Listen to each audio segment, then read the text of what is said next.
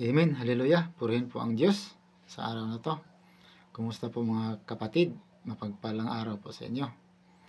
So, andito naman po ako uli para magbahagi sa inyo ng salita na nasusulat dito sa banal na kasulatan. Amen. So, nais ko pong pag-usapan sa inyo yung tungkol sa kaligtasan ng tao. Amen. Importante po to.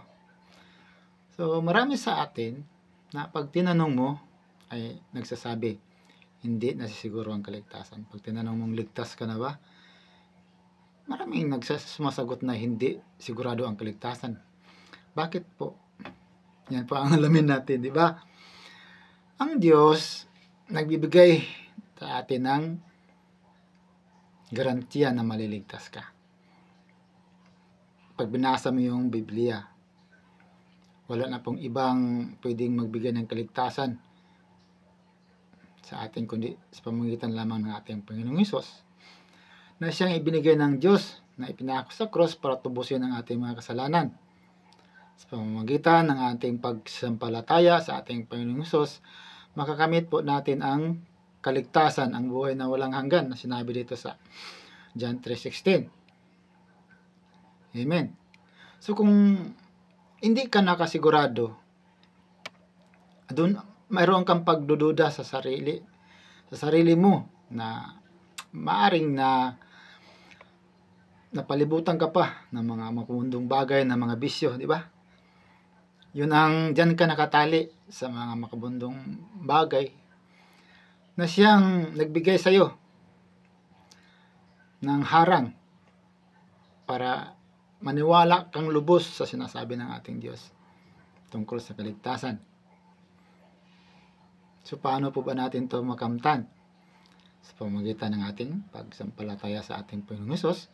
Kasi yan po ang kalooban ng Diyos na sampalataya tayo sa Kanya. Sundin ang iyang kautusan. Dito pa lang sa lupa, dito pa lang nag-prepare na tayo tungkol sa kaligtasan. Paghandaan ang panahon na tayo'y haharap sa ating Diyos. Diba? Kung may pagdududa ka man, kung haharap ka sa Diyos, anong sabihin mo pag tanungin ka ng Diyos? Kung ikaw ba'y maligtas o hindi, anong sabihin mo doon? Hindi ka sigurado? Ang Diyos nagbigay ng garantiya sa atin na tayo'y maligtas. Nagbigay ng kasiguruhan. Sinasabi sa Biblia, di ba? Sa pamamagitan ng ating pagsampalataya sa Diyos. Kung nagdududa ka dahil napalibutan ka pa rin, nakilala mo ang Panginoong Hesus, pero ang mga kamundong bagay nga, yung bisyo, yung mga sugal, pag-iinom, mga immoral na gawain na nakasanayan ng tao, na siyang nagpalayo, nagpahiwalay sa kaluwalhatian ng Diyos. Kaya nga, andito ang ating Panginoong Hesus. Bumaba siya, di ba? Pinanganak siya sa katawan ng ating yung kanyang ina na si Maria na ginamit ng Diyos. Si Virgin Mary, di ba? So, mga kapatid, wag po kayong magduda, wag kayong mag-alinlangan. Kung ano man ang sinabi ng Diyos, yan ay totoo. Kung ligtas ka, maligtas ka. Ang gawin mo lang ay pagsisihan ang mga nagawang kasalanan, talikuran, magbago, tanggapin ang Panginoong Hesus sa buhay mo na tagapagligtas mo. Wala nang ibang gawin ng tao kundi ang pagsampalataya sa ating Panginoong Hesus. Dahil diyan sa pananampalataya mo, nabigyan ka ng biyaya, di ba? Libre ang kaligtasan, o hindi po yan pinagpaguran. Ang gawin mo lang isundin mong kalooban ng Diyos. Huwag mo nang balikan yung mga bisyo mo, yung mga masamang bagay na ginagawa mo. Yun ang nais ng Diyos na tayo'y baguhin upang alam po natin, pag makasalanan ka, alam po natin kung saan babagsak ang taong makasalanan, di ba, doon sa apoy. Kung nagdududa ka pa rin, sigurado nandyan sa puso mong kaduwagan ng iyong pagkatao na ayaw mong sumunod. Ang mga taong ayaw sumunod sa ating Panginoong Hesus, ayaw tumalima sa utos ng Diyos, yun po ang mga taong duwag. Di ba? Pag ang tao ay duwag, ay wala po siyang mararating. Kung ikaw ay duwag sa pananampalataya mo, paano ka makapunta sa langit? Kundi ang bagsak mo ay doon sa lumalangoy ka doon sa apoy, na walang katapusang apoy yun, parusa, di ba? So, kailangan nating matapang sa ating pananampalataya. Huwag tayo maging duwag sa pagsunod sa utos ng ating Diyos, sa utos ng ating Panginoong Hesus. Di ba?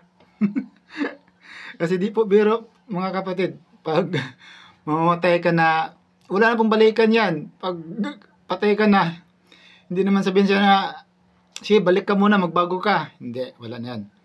Huli na yan, di ba?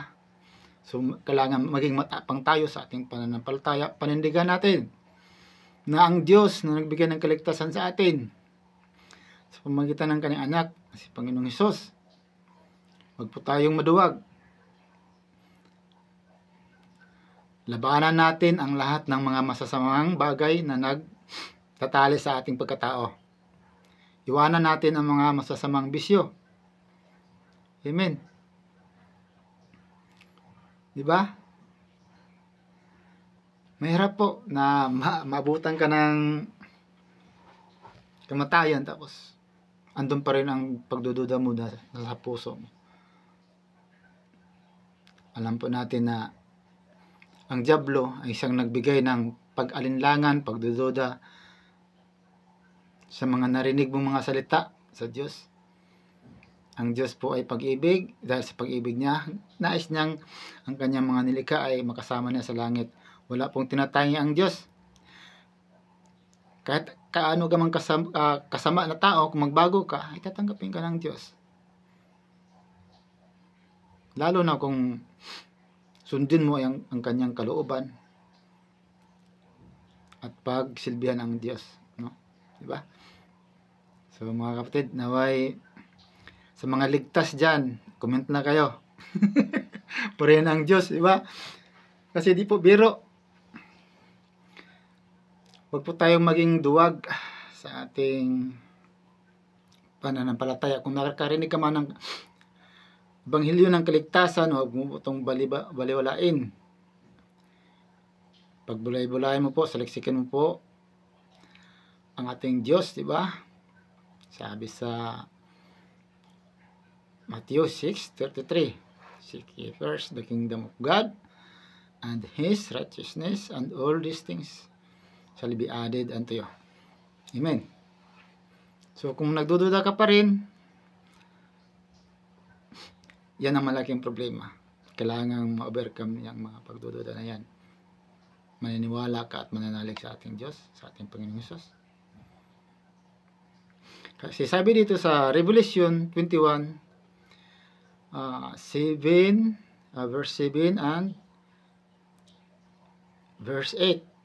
Ito, gusto ko lang i-share sa inyo.